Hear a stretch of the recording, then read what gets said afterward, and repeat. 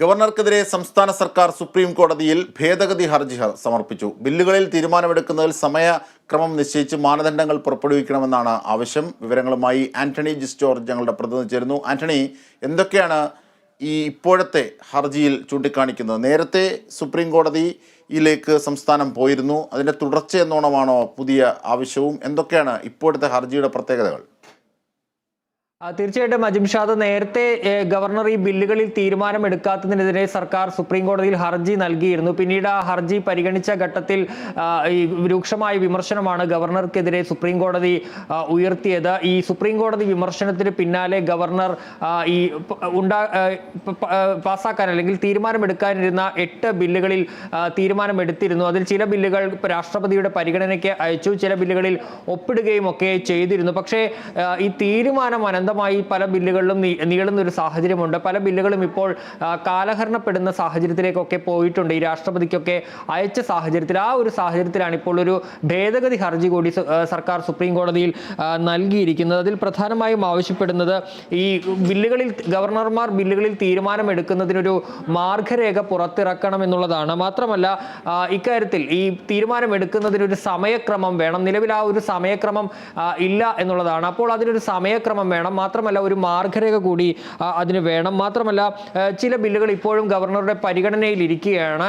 ഈ ബില്ലുകളിൽ അടിയന്തരമായി തീരുമാനമെടുക്കാൻ ഗവർണർക്ക് സുപ്രീം കോടതി നിർദ്ദേശം നൽകണം. അതുപോലെ തന്നെ ഭരണഘടനാപരമായ അധികാരം വിനിയോഗിക്കുന്നതിൽ ഗവർണർക്ക് വീഴ്ച പറ്റിയെന്ന് വിധിക്കണമെന്നും ഈ ഹർജിയിൽ സംസ്ഥാന സർക്കാർ ആവശ്യപ്പെട്ടിട്ടുണ്ട്. ഏതായാലും ഒരു നിർണായകമായ നീക്കം തന്നെയാണ് ഉണ്ടായിട്ടുള്ളത്. കാരണം ഈ ഗവർണറുടെ ഈ ബില്ലുകളിൽ തീരുമാനമെടുക്കുന്നത് സംബന്ധിച്ച് നേരത്തെ സുപ്രീം കോടതി ഒരു മാർഗനിർദ്ദേശം പുറപ്പെടുവിച്ചിരുന്നു. പക്ഷേ അതിലൊരു സമയപരിധിയോ മറ്റോ അന്ന് പറഞ്ഞിരുന്നില്ല. അപ്പോൾ ആ ഒരു സാഹചര്യത്തിൽ ഈ ബില്ലുകൾ അനന്തമായി ഇങ്ങനെ തീരുമാനമെടുക്കാതെ നീട്ടുന്ന ഒരു സാഹചര്യമുള്ള ഘട്ടത്തിൽ ഇതിനൊരു കൃത്യമായ ഒരു സമയക്രമം നിശ്ചയിച്ചുകൊണ്ട് ഒരു മാർഗരേഖ, ആ ബില്ലുകൾ തീരുമാനമെടുക്കുന്നതിൽ ഒരു മാർഗരേഖയും വേണമെന്നുള്ളതാണ് ഇപ്പോൾ സർക്കാർ ആവശ്യപ്പെട്ടിരിക്കുന്നതിലും. ഹർജി കഴിഞ്ഞ ദിവസമാണ് ഫയൽ ചെയ്തിരിക്കുന്നത്. ഇപ്പോൾ അവധി കഴിഞ്ഞ് സുപ്രീം കോടതി വീണ്ടും തുടങ്ങുന്ന ആ ഘട്ടത്തിൽ ഹർജി പരിഗണിക്കുമെന്നാണ് അറിയാൻ കഴിയുന്നത്. അജിംഷാദ്, തീർച്ചയായും, അതായത് നേരത്തെ തന്നെ പഞ്ചാബും തമിഴ്നാടും അടക്കമുള്ള സംസ്ഥാനങ്ങൾ സുപ്രീം കോടതിയെ സമീപിച്ചിരുന്നു.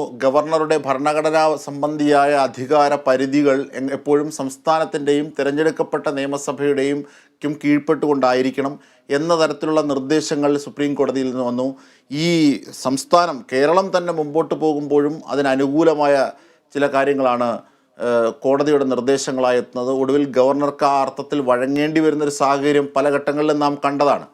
ഇപ്പോൾ കൂടുതൽ വ്യക്തതയോടുകൂടി സംസ്ഥാനം പോകുമ്പോൾ ഒരുപക്ഷെ ഈ ഭരണഘടനാ സംബന്ധിയായ പദവികൾക്കപ്പുറത്തേക്ക് രാഷ്ട്രീയം കളിക്കുന്ന, പ്രത്യേകിച്ച് ആരിഫ് മുഹമ്മദ് ഖാൻ്റെ വിഷയത്തിലുള്ള കാര്യങ്ങളിൽ വ്യക്തത വരും. അങ്ങനെ വ്യക്തത വരുത്തുക എന്നതാണ് ഈ പ്രതിസന്ധികൾ ഒഴിവാക്കാനുള്ള ഏറ്റവും പ്രധാനപ്പെട്ട ഒരു കടമ എന്നത് തന്നെയാണ് സർക്കാർ രാഷ്ട്രീയമായി മുമ്പോട്ട് വെക്കുന്നത്. ഇത്തരം ആവശ്യങ്ങളുടെയൊക്കെ ഉള്ള ഒരു പരിണിതി ഫലം ഒരുപക്ഷെ ഈ ഹർജിയിൽ രൂപപ്പെടും എന്ന് കരുതാമോ? കാരണം എത്ര ബില്ലുകളാണ് ഗവർണർ പിടിച്ചു വെച്ചിരിക്കുന്നത് നിയമസഭ പാസ്സാക്കിയ? തീർച്ചയായിട്ടും ഈ ബില്ലുകളിൽ ഗവർണർ തീരുമാനമെടുക്കുന്നത് ഏതാണ്ട് 2.5 വർഷത്തിന് ശേഷം മാത്രമാണ്. അന്ന് സർക്കാർ ഈ ഹർജിയുമായി സുപ്രീം കോടതിയിൽ ചെന്ന് സുപ്രീം കോടതി രൂക്ഷ വിമർശനം ഉന്നയിച്ച ഘട്ടത്തിൽ മാത്രമാണ് അന്ന് ഗവർണർ തീരുമാനമെടുത്തത്. അതിനു മുമ്പ് സുപ്രീം കോടതി പറഞ്ഞത് ഈ പഞ്ചാബ് കേസിലെ ആ വിധി ഒന്ന് വായിച്ച് നോക്കിയ ശേഷം വരണമെന്നുള്ള ഒരു നിർദ്ദേശം സുപ്രീം കോടതി ഗവർണർക്ക് നൽകിയിരുന്നു. അതിന് പിന്നാലെയാണ് ബില്ലുകളിൽ തീരുമാനമെടുക്കുന്ന നിലയിലേക്ക് ഗവർണർ പോവുകയും ചെയ്തത്. നമുക്കറിയാം, ഈ പഞ്ചാബ് കേസിൽ കൃത്യമായി തന്നെ കോടതി ഒരു മാർഗനിർദ്ദേശം പുറത്തിറക്കിയിരുന്നു. അതായത് ബില്ലുകളിൽ അതിൽ അധികാരം സംസ്ഥാന നിയമസഭകൾക്കാണ്. അവർ തയ്യാറാക്കുന്ന നിയമങ്ങൾ അത് ഒന്നില്ലെങ്കിൽ തിരിച്ചയക്കുക, അല്ലെങ്കിൽ ഒപ്പിടുക, മറ്റൊന്നല്ലെങ്കിൽ രാഷ്ട്രപതിക്ക് അയക്കുക. ഇതിന് മാത്രമാണ് അധികാരമുള്ളത്. മറിച്ച് ഇത് തീരുമാനമെടുക്കാതെ വൈകിപ്പിക്കാനുള്ള അധികാരം ഗവർണർമാർക്ക് ഇല്ല എന്നുള്ളത് കൃത്യമായി തന്നെ അന്ന് സുപ്രീം കോടതി വ്യക്തമാക്കുകയും ചെയ്തിരുന്നു. പഞ്ചാബിലും അതുപോലെ തന്നെ തമിഴ്നാട് ഗവർണർക്കുമെതിരെയൊക്കെ രൂക്ഷമായ വിമർശനവും സുപ്രീം കോടതി ഉയർത്തിയിരുന്നു. അതിന് പിന്നാലെയാണ് കേരളത്തിന്റെ കേസ് പരിഗണിച്ച ഘട്ടത്തിൽ ഈ ബില്ലുകളിൽ 8 ബില്ലുകളിൽ തീരുമാനമെടുത്തതായി ഗവർണർ അറിയിച്ചത്. പിന്നീട് അന്ന് സുപ്രീം കോടതി ഇക്കാര്യത്തിൽ ഇടപെടാൻ വിസമ്മതിക്കുകയും ചെയ്തിരുന്നു. പക്ഷേ ആവശ്യമെങ്കിൽ മാർഗരേഖ പുറത്തിറക്കാമെന്ന് അന്ന് പറഞ്ഞിരുന്നു. ഏതായാലും പക്ഷേ ഈ ബില്ലുകളിൽ തീരുമാനമെടുത്ത ഘട്ടത്തിൽ പിന്നീട് സുപ്രീം കോടതി അതിൽ ഇടപെട്ടിരുന്നു. ആ ഒരു സാഹചര്യത്തിൽ ഇക്കാര്യത്തിൽ കൂടുതൽ വ്യക്തത വരുത്തുക, ഈ ഒരു ബില്ലിന്റെ ഈ പറഞ്ഞ 8 ബില്ലുകളുടെ മാത്രം കാര്യമല്ല, ഇനി ഭാവിയിലും ഇത് സംഭവിക്കാൻ ഇടയാകുന്ന ഒരു സാഹചര്യം കൂടി ഉണ്ട് എന്നുള്ളതാണ് സർക്കാർ കാണുന്നത്. അതുകൊണ്ട് തന്നെ ഈ ബില്ലുകളിൽ ഇങ്ങനെ അനന്തമായി തീരുമാനം ഗവർണറുടെ രാഷ്ട്രീയം ഉൾപ്പെടെയുള്ള കാര്യങ്ങൾ ഉപയോഗിക്കപ്പെടാതെ